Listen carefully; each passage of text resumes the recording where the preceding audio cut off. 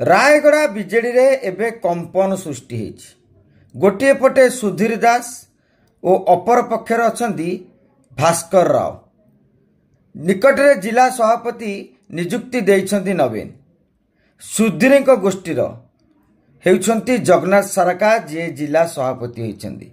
सेपटे भास्कर राव को गोष्ठीर गंगाधर पुआला कार्यकारी सभापति अछंती। किंतु भास्कर राव याकु नै खप्पा। पूर्व भास्कर राव को मालिकाना थिबा गोटे घरे बीजेडी ऑफिस चलथिला। किंतु गतकाली से बीजेडी ऑफिस रे रंग लिभेई दिया जाइछि।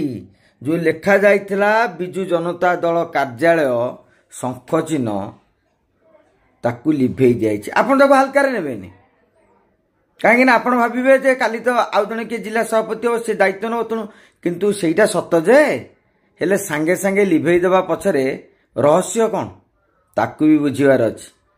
कुआ जाउची स्थानीय जनप्रतिनिधि मानकर गोटे बैठक भी भास्कर राव डाकिछंती।